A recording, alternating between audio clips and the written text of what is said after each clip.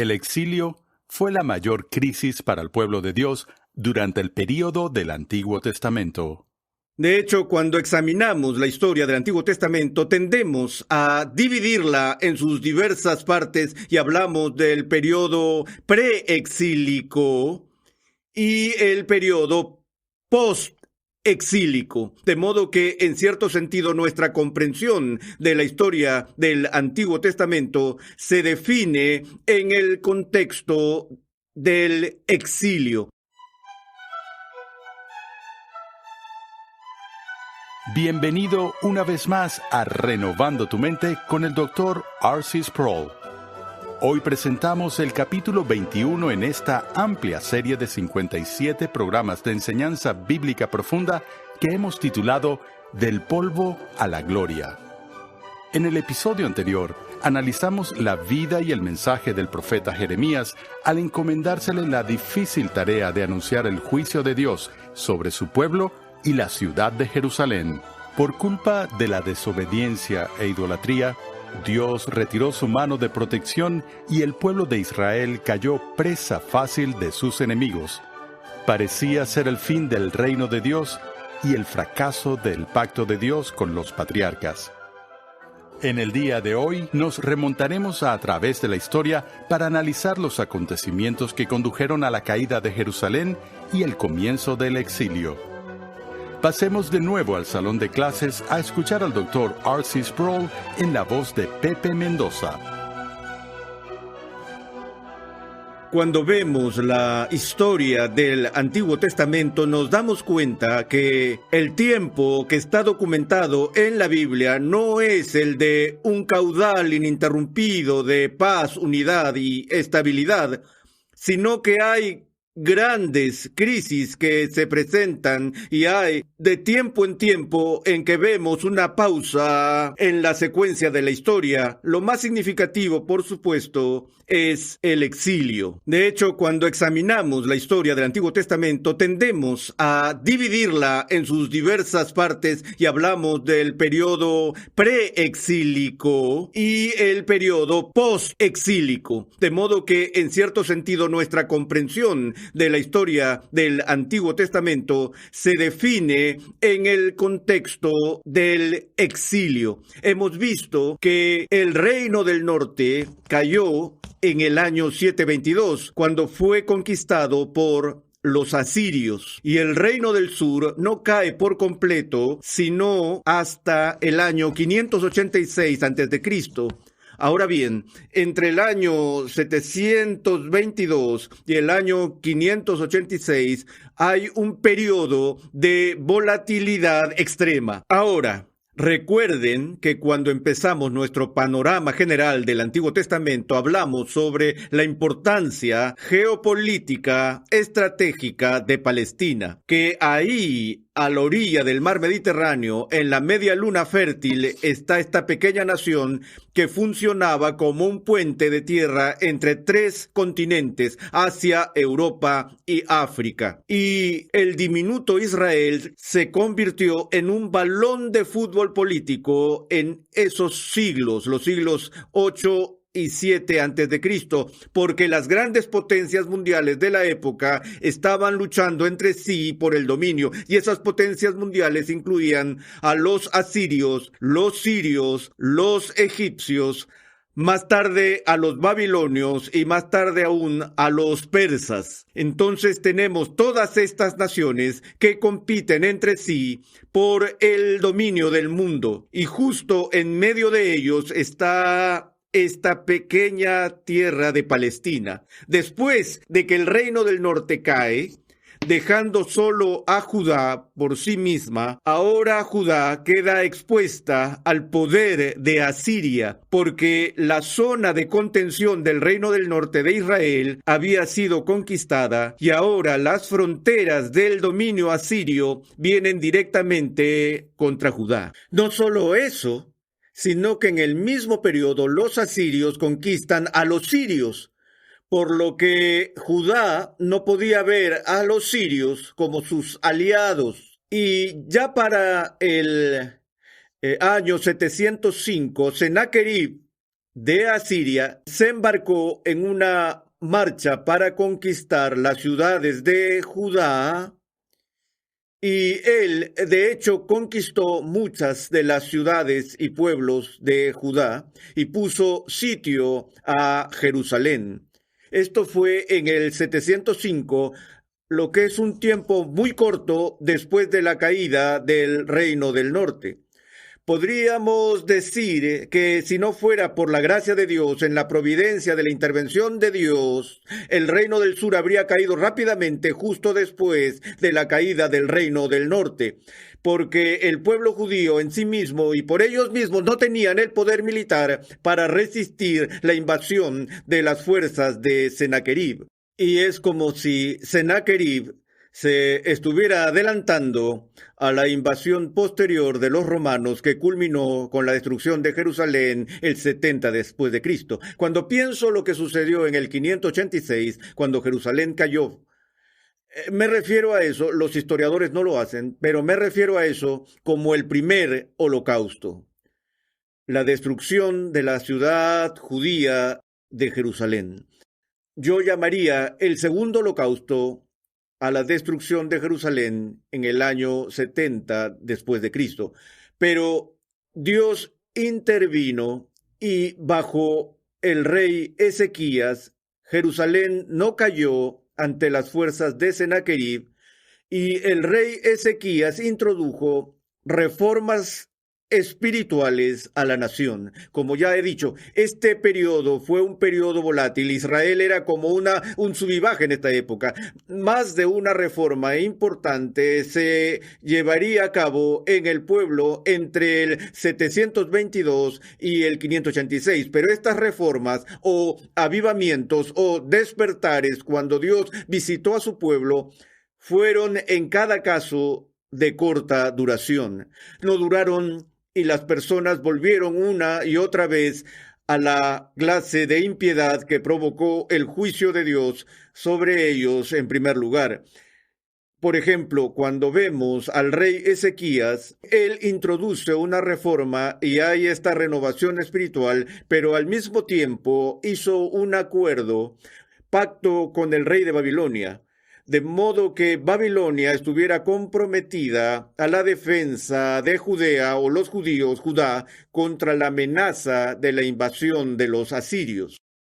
Otra vez, si lees el libro de Segunda de Reyes y Crónicas, verás cuán tenuemente Dios vio estas actividades, porque lo que ocurrió es, en primer lugar, que Dios rescata a su pueblo cuando lo buscaba, pero ni bien lo rescata, ellos corren a hacer tratados y alianzas militares. Tenían su OTAN, UNESCO y todas estas distintas alianzas con las naciones paganas.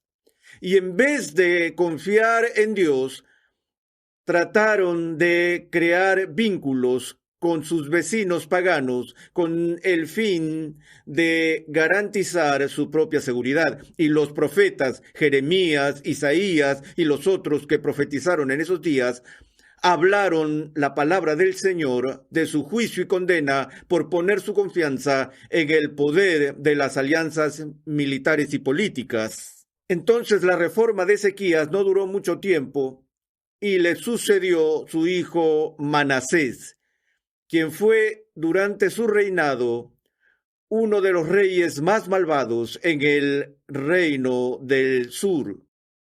No solo erigió imágenes paganas en todos los pueblos y zonas de Judá, sino que tuvo la audacia de poner una imagen pagana en el mismo templo de Jerusalén.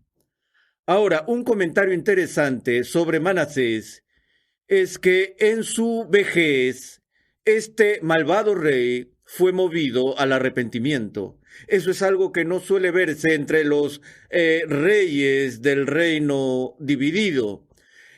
Pero su hijo Amón, que llegó al poder después de que Manasés murió, fue tan malvado como su padre había sido antes de su arrepentimiento y no duró mucho tiempo antes de que fuera asesinado. Luego, en el 637, mientras seguimos con la cuenta regresiva hasta llegar al 586, Josías llega al trono. El reinado de Josías sobre Judá está marcado por el más grande periodo de reforma que llegó a la tierra en todo el tiempo del reino dividido. Y quisiera leer una porción de Segunda de Reyes que nos dice un poco sobre el reinado de Josías. El capítulo 22 de Segunda de Reyes empieza con la siguiente nota. Josías tenía 8 años cuando comenzó a reinar y reinó 31 años en Jerusalén. Y se nos dice en el versículo 2 que hizo lo recto ante los ojos del Señor y anduvo en todo el camino de su padre David. No se apartó ni a la derecha ni a la izquierda.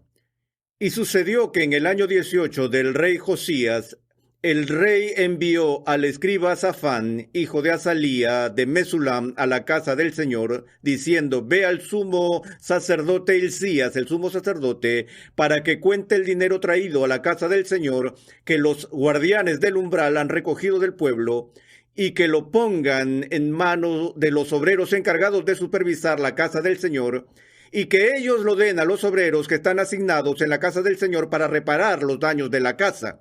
¿Ven lo que está pasando aquí?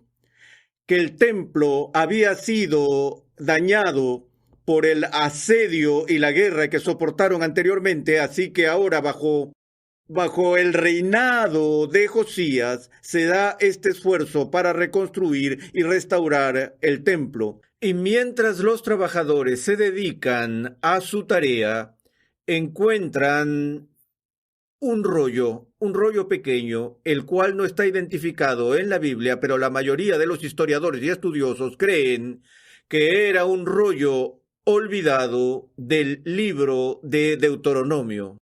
Todo lo que la Biblia nos dice es que bajo el reinado de Josías se encontró un libro de la ley entre los escombros de una sección del templo que estaba en reparación.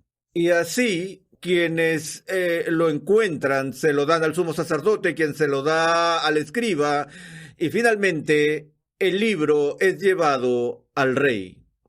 Y leemos en el versículo 11 del capítulo 22, y sucedió que cuando el rey oyó las palabras del libro de la ley, rasgó sus vestidos.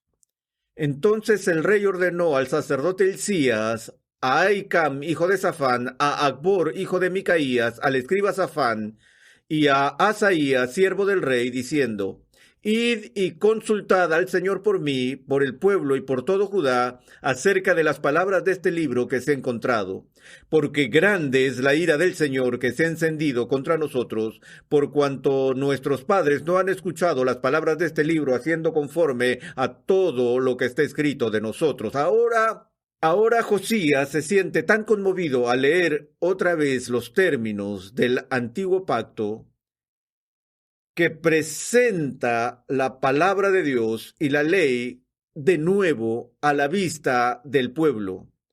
Y el elemento principal de la reforma que él instituye, según la instrucción del libro de la ley, tiene que ver con la adoración. Esto nos puede parecer extraño hoy en día, pero como vemos en el Antiguo Testamento, desde los días de Abraham hasta la entrega de la ley a Moisés y durante toda la crónica que hemos visto hasta ahora, que Dios es celoso y celosamente preocupado por la pureza de la adoración, y que el paganismo que corrompió al pueblo de Dios en el Antiguo Testamento siempre empezó con corrupción en la adoración. Ahora vemos la invasión de la moral y valores seculares en la iglesia y la influencia del llamado secularismo en la moralidad de los creyentes cristianos en nuestros días.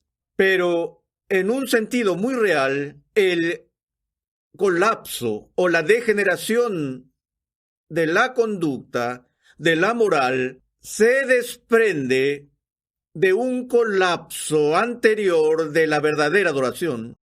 Y dudo, francamente, si la Iglesia de Cristo alguna vez ha sido más arrogante acerca de la dimensión solemne de la adoración correcta en la presencia de Dios de lo que es hoy. Y eso me aterroriza.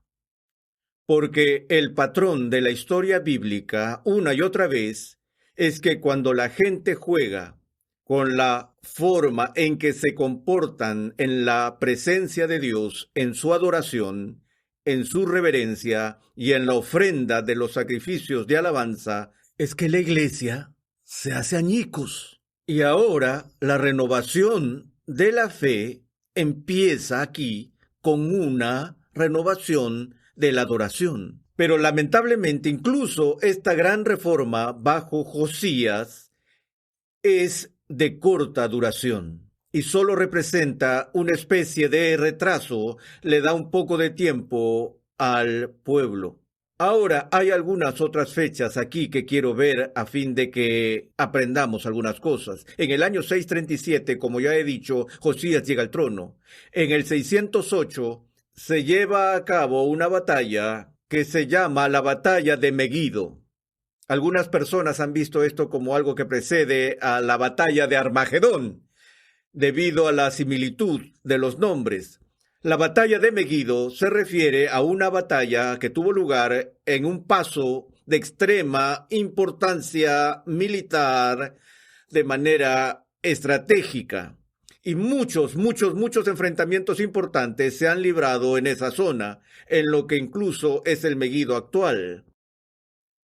Pero allí, en el 608, hay una batalla en la que Josías se levanta contra el rey egipcio Necao, o el faraón Necao, donde resultó muerto Josías. Echemos un vistazo al registro de esto. En Segunda de Crónicas, capítulo 35, leemos: después de todo esto, cuando Josías había reparado el templo, Necao, rey de Egipto, subió para combatir en Carquemis, junto al Éufrates, y Josías salió para enfrentarse a él. Pero él le envió mensajeros diciendo: ¿qué tenemos que ver el uno con el otro, oh rey de Judá? No vengo hoy contra ti, sino contra la casa con la que estoy en guerra, y Dios me ha ordenado que me apresure. Por tu propio bien, deja de oponerte a Dios que está conmigo, para que él no te destruya. Aquí está el faraón egipcio diciéndole a Josías: Dios me dijo que no pelee contra ti. ¿Por qué estás aquí? Sal del camino. Solo estoy pasando. Sin embargo, Josías no quiso retirarse de él, sino que se disfrazó para combatir contra él. Tampoco escuchó las palabras de Necao que venían de boca de Dios, sino que vino a entablar batalla en la llanura de Megido. Y los arqueros hirieron al rey Josías, y el rey dijo a sus siervos: llévenme, porque estoy gravemente herido. Sus siervos lo sacaron del carro y lo llevaron en el segundo carro que él tenía, y lo trajeron a Jerusalén, donde murió y fue sepultado en los sepulcros de sus padres. Y todo Judá y Jerusalén hicieron duelo por Josías. Y escucha esto: Jeremías también se lamentó por Josías. Tenemos que poner esto bajo su punto de vista. Jeremías estaba encantado de ver al menos la breve reforma que ocurrió durante su ministerio profético bajo el liderazgo de Josías. Pero ahora Josías muere y su reino, se supone que su reinado pasará a Joacás. Pero este faraón conquistador Necao depone a Joacás y lo sustituye con Joacim. Y Joacim es malo. De hecho, él se destaca por quemar uno de los rollos de Jeremías para mostrar su desprecio por los juicios proféticos traídos por Jeremías. En el 605 tenemos lo que se llama la batalla de Carquemis. Esta es una batalla entre los babilonios bajo Nabucodonosor y los egipcios bajo el faraón Necao. Y en esta batalla que se lleva a cabo en lo que al menos había sido suelo judío, se ve la victoria de Nabucodonosor y los babilonios como parte del botín de su victoria sobre los egipcios. Los toman como esclavos, así así como algunos del pueblo judío, y en el 605 se da la primera etapa, por así decirlo, del exilio, puesto que ahora algunos de los judíos capturados son llevados a Babilonia. Y entre los que son llevados en esta primera deportación, había un joven llamado Daniel, y escucharemos sobre Daniel más adelante. Luego, en el 597, Joaquín, a diferencia de Joacim, fue deportado junto con los nobles, artesanos y un gran grupo de la élite. Y eso fue lo que sucedió en el exilio, que la gente pobre y los campesinos se quedaron atrás, pero la crema innata del pueblo judío fue llevada a la cautividad.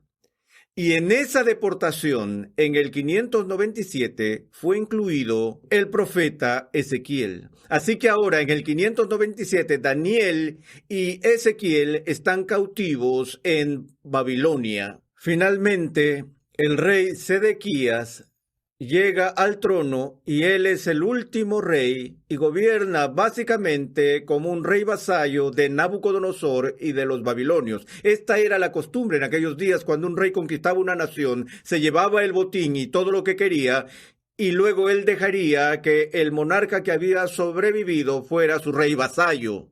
Y mientras el hombre se comportara y pagara el tributo y siguiera las reglas, podría seguir existiendo como el rey. Y este fue el caso de Sedequías, hasta que Sedequías empieza a sentirse confiado y se levanta en rebelión contra el rey. Y así, Nabucodonosor marcha contra Jerusalén, y esto nos queda registrado en el capítulo 25 del segundo libro de Reyes. Y aconteció que en el 9º año de su reinado, en el 10º mes, el día 10 del mes, vino Nabucodonosor, rey de Babilonia, él y todo su ejército, contra Jerusalén, acampó contra ella y construyó un muro de asedio alrededor de ella. Verso 4. Y al ser abierta una brecha en la ciudad, todos los hombres de guerra huyeron de noche por el camino de la puerta entre las dos murallas. Y luego el rey se fue por el camino del Arabá, pero el ejército de los caldeos persiguió al rey y lo alcanzó en los llanos de Jericó. Entonces capturaron al rey y lo trajeron al rey de Babilonia en Ribla, y éste lo sentenció. Y degollaron a los hijos de Sedequías en su presencia, y a Sedequías le sacó los ojos, lo ató con cadenas de bronce y lo llevó a Babilonia. Y así el último rey sobreviviente de Judá, después de que lo último que vieron sus ojos fue el asesinato de su familia, ahora es llevado en cadenas, ciego, como el prisionero del rey de Babilonia, y Jerusalén ha caído. Desde el 586 al 536, los judíos permanecieron en el exilio, cautivos en Babilonia, y no volverían hasta que los babilonios fueran derrotados por los persas. Y bajo un decreto del rey Ciro, 50,000 judíos en el año 536 regresaron para reconstruir su país.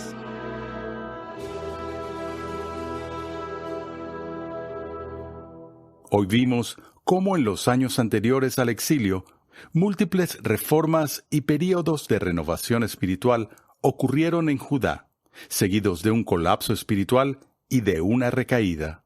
Un profeta tras otro vino al pueblo advirtiéndoles de la destrucción venidera, pero el pueblo no escuchó. Ezequiel fue uno de los profetas más significativos en la historia de Israel. Dios lo llamó a profetizar mientras su pueblo languidecía en derrota y apatía en Babilonia. Mientras los exiliados luchaban con la pregunta de si Dios los había abandonado o no, Ezequiel proclamó un mensaje de restauración. En nuestro siguiente episodio, el Dr. R.C. Sproul examinará la singularidad y el poder del profeta Ezequiel.